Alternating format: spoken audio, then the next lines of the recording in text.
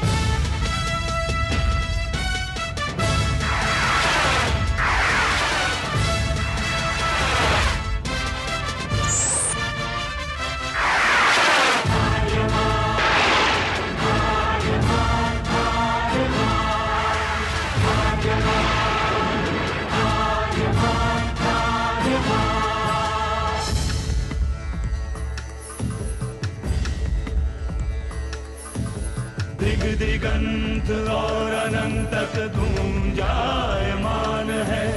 ब्रह्मनाद है विधि का वो अटल विधान है। धर्म की अधर्म पर विजय का वो प्रमाण है। जायमान है वो अटल विधान है। विजय का वो प्रमाण है। ब्रह्मांड का महान योद्धा आर्यमान है।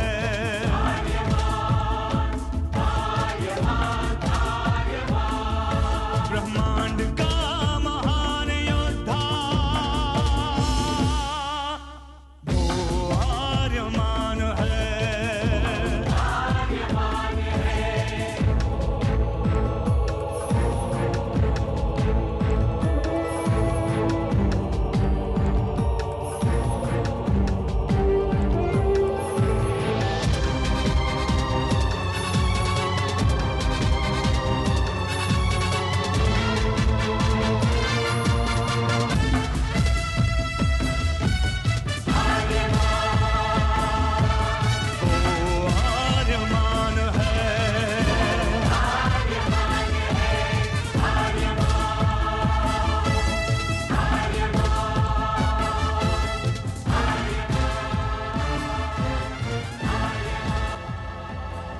अनंत असीम ब्रह्मांड, अद्भुत, विशाल, विराट, जहां असंख्य आकाश गंगाएं प्रतिक्षण बनती रहती हैं, मिटती रहती हैं। हर आकाश गंगा में होते हैं अनगिनत तारे, अनेकों सूरज, और सूरज के साथ होता है अपना सौर मंडल, जिसमें रहते हैं अनेकों ग्रह। न जाने कितने सूरज चमके और बुझ गए, न जाने कितने तारे चमके और खो गए, न जाने कितने ग्रह, कितनी पृथ्वियां, कितनी सभ्यताएं बनी, बढ़ी और खो गई समय की इस अनंत धारा में। इन्हीं अनजानी परंतु अमर गाथाओं में से एक है महागाथा ब्रह्मांड के योद्धा आर्यमान की। बहुत समय पहले पृथ्वी से लाखों प्रकाश वर्ष दूर आर्याना आकाश गंगा में एक ग्रह था, थार।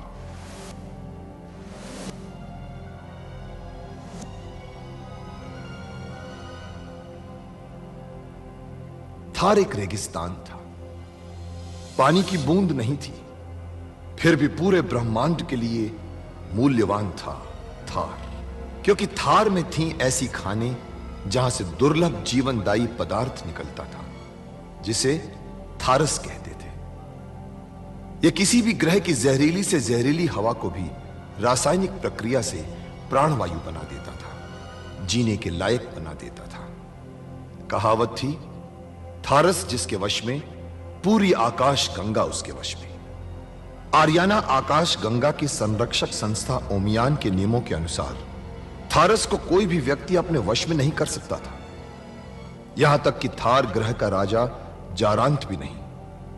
राजा होते हुए भी जारांत अपना राज्य गणतंत्र प्रणाली से चलाता था।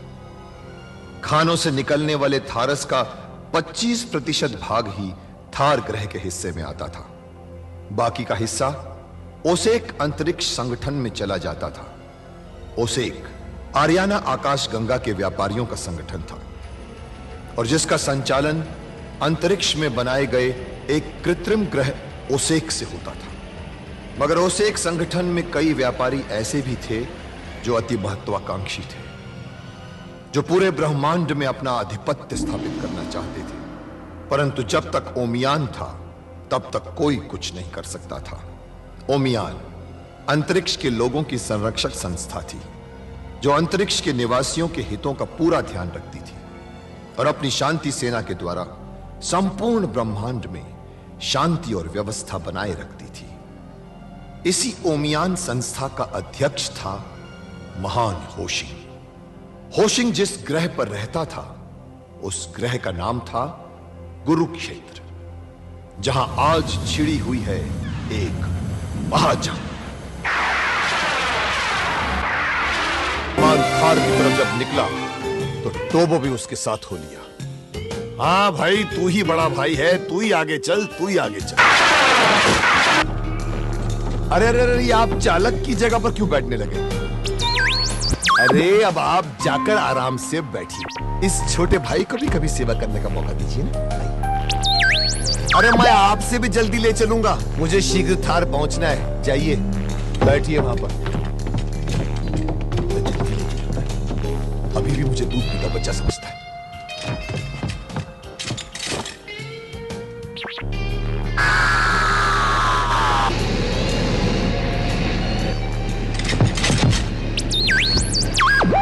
अरे आराम से चलाऊंगा तो गुरुक्षेत्र के चक्कर काटता रह जाऊंगा। मुझे शीघ्र ही थार ग्रह पहुंचना है।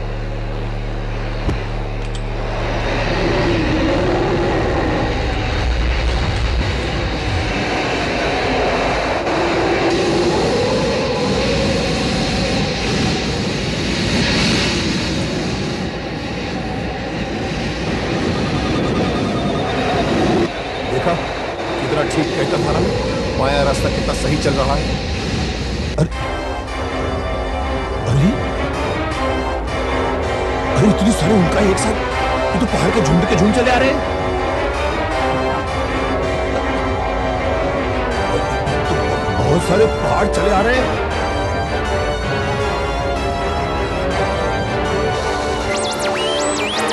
हाँ हाँ, तुमने दाहिने चलने को कहा था, पर इस उल्काओं के झुंड का क्या करें? ये तो सचमुच हमारी जान ले लेंगे।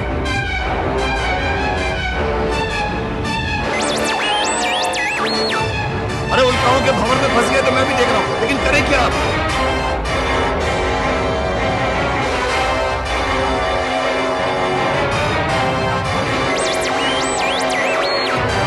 क्या कह रहे हो तुम? भंवर की तरह यान को गोल गोल घुमाते चलो, तुम्हारा कोई पुर्जा तो नहीं ढीला हो गया? अच्छा भाई, तुम जैसा कहते हो वैसे कर देंगे। लो, अगर कुछ हुआ तो उसकी जिम्मेदारी तुम पर।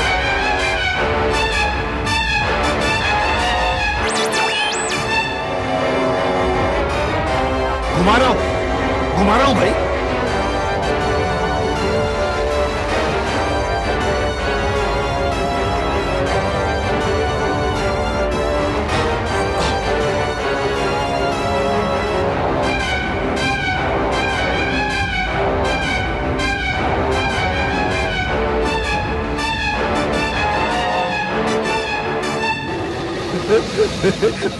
ये तो निकल गए हम लोग। वाह वाह, मान गए टोबो, वाह, बड़े भाई बड़े भाई।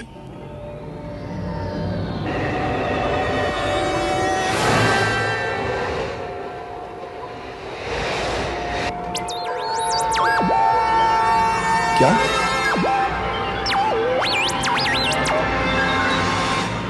ये सचमुच थार है?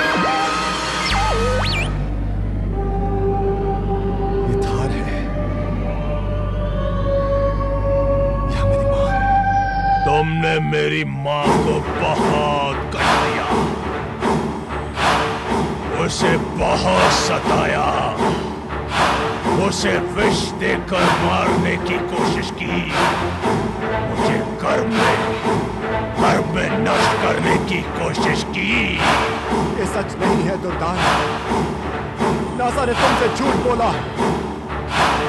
हाँ, झूठ बोला है उसने। मेरी माँ को झूठा बोलता है, माँ को झूठा बोलता है। ये तू क्या कर रहा है दुर्दान?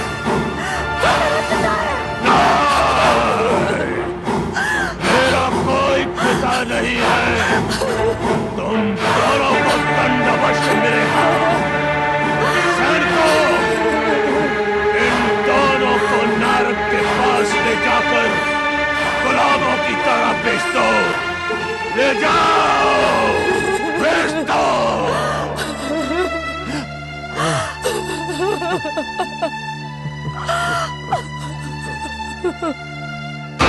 आखिरकार आर्यमान टोबो के साथ अपनी मंजिल, अपनी जन्मभूमि थार पहुंचा। टोबो, मैं थार पहुंच गया। टोबो,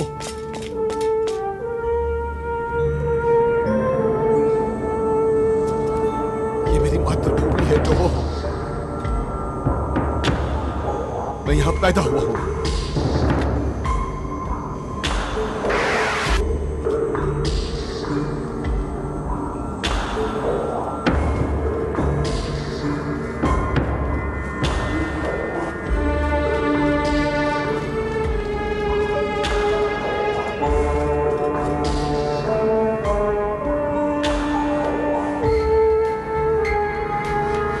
मुझे अपनी मां से मिलना है।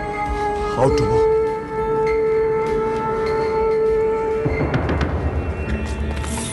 परंतु ये क्या, अपनी जन्मभूमि पर कदम रखते ही आर्यमान को वहां पर फैली अराजकता के दर्शन हुए। उसके अंदर का योद्धा जाग उठा और उसने टोबो से कहा, टोबो तू बाएं से आक्रमण कर, मैं दाएं से करता हूं। जल्दी चल, जल्दी जल्दी चल, चल चल चल, तू भी चल, चल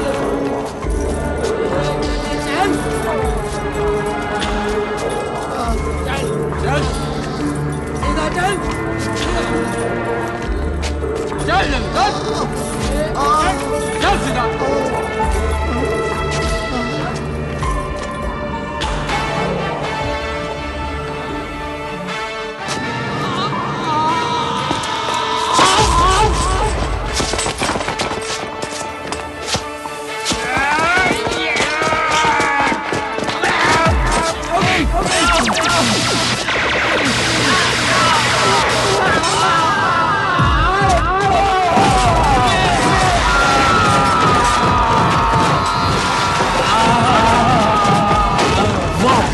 क्या आक्रमण किया है?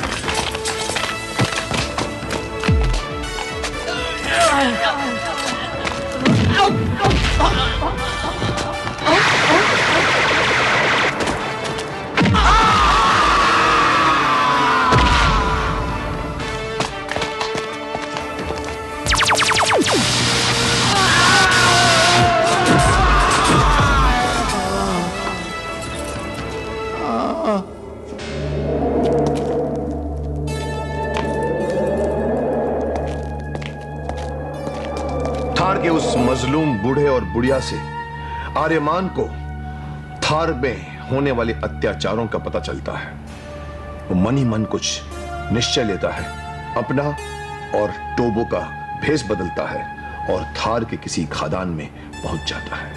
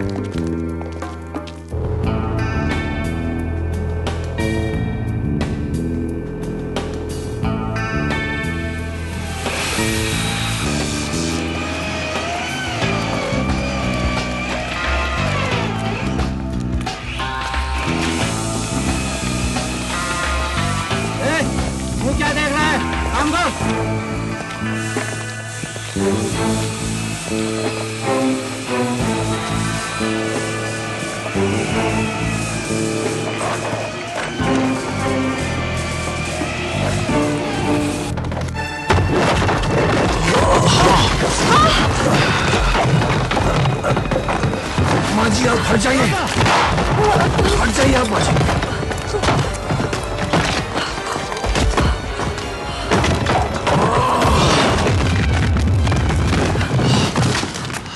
माँ जी, आपको कहीं चोट तो नहीं आई? नहीं बेटा, मैं ठीक हूँ और तुम तो ठीक।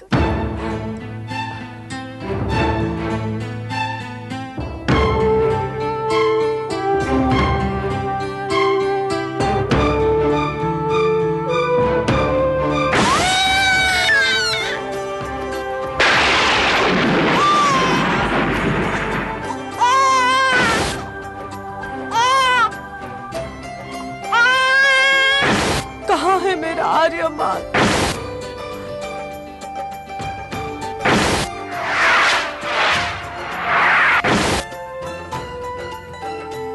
मैंने ध्यान में किसी दुखी औरत को कारावास में तड़पते हुए देखा है। मुझे ऐसा लगा कि वो मुझे पुकार रही है। वो तुम्हारी माँ थी।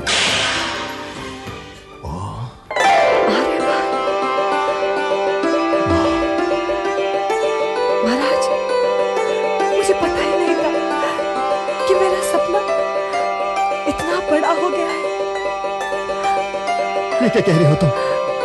हाँ महाराज, ये हमारा आर्यमान है। तुम सच कह रही हो? ये हमारा आर्यमान है? हाँ महाराज, हमारा आर्यमान है ये। पिताजी, आर्यमान।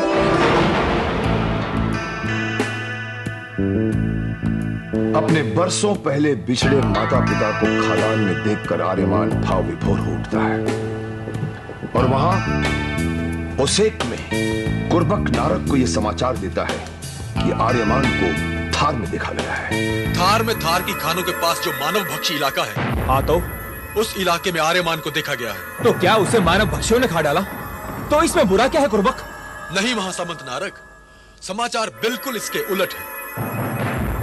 हमारे सैनिकों ने आर्यमान पर हमला किया था, लेकिन आर्यमान हमारे सैनिकों से कहीं ज्यादा तेज निकला। हमारे सैनिक आर्यमान के सामने ठहर नहीं पाए। तो फिर आर्यमान कहाँ है? खबर मिली है कि आर्यमान बिजली की तरह आया और बिजली की तरह गायब भी हो गया।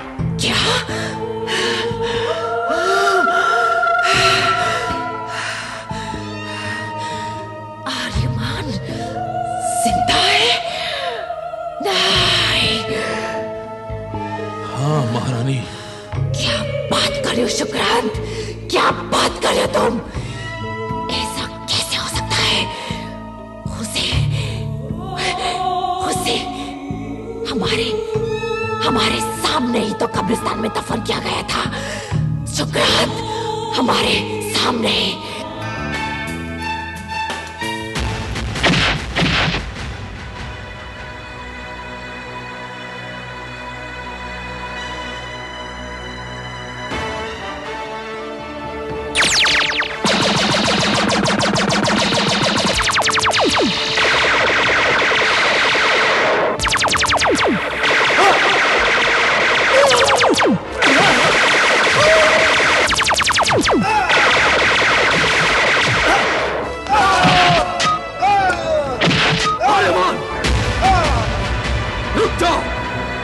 सारे ब्रह्मांड की आंखें धोखा खा सकती, लेकिन कुर्बक की आंखें धोखा नहीं खा सकती।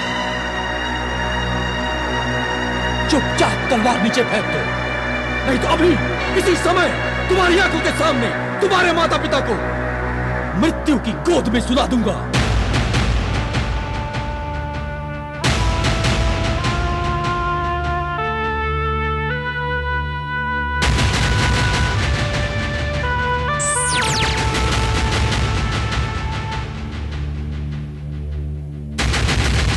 ले जाओ इसे।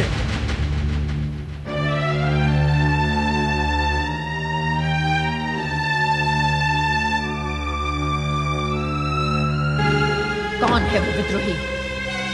थार की बागी महारानी, रास्ता का पुत्र आर्यमान।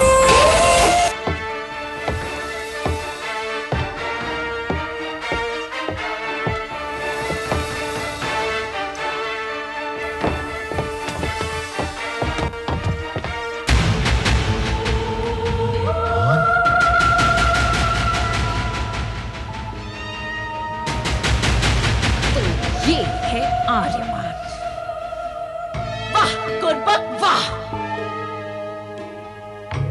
तुमने पुरस्कार, परंतु उससे पहले हम इस अपराधी का न्याय करना चाहते। मुझे अपराधी घोषित करने से पहले मेरा अपराध तो बता दीजिए महारानी। तुम्हारा सबसे बड़ा अपराध ये है कि तुम आर्यमान हो। नहीं महारानी, मेरा अपराध यह है कि मुझे मारने के आपके सारे प्रयासों के बावजूद मैं जीवित हूं। मेरा अपराध यह है कि मेरा जन्म थार और आर्याना की मुक्ति के लिए हुआ है। इससे क्या होगा?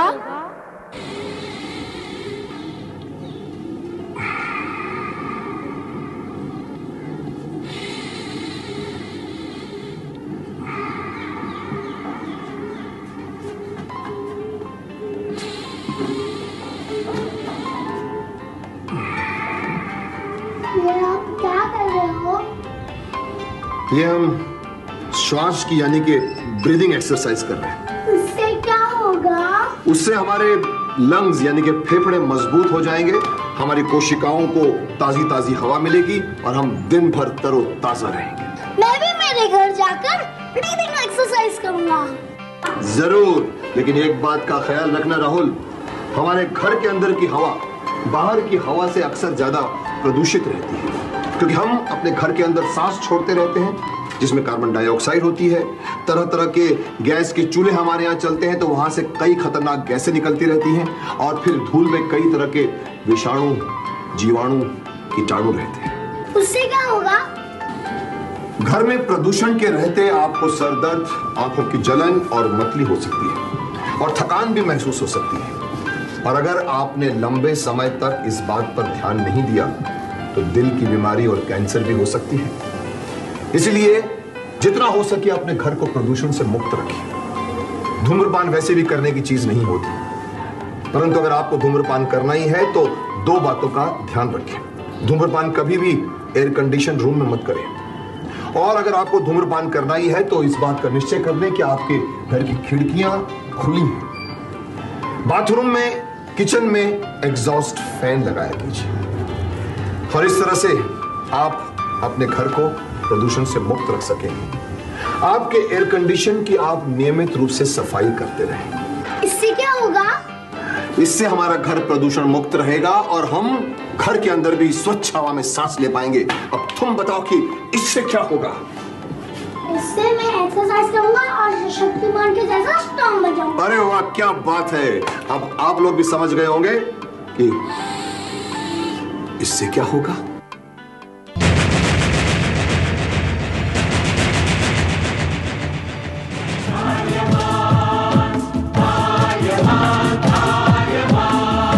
ब्रह्मांड का महान योद्धा वो आर्यमान है।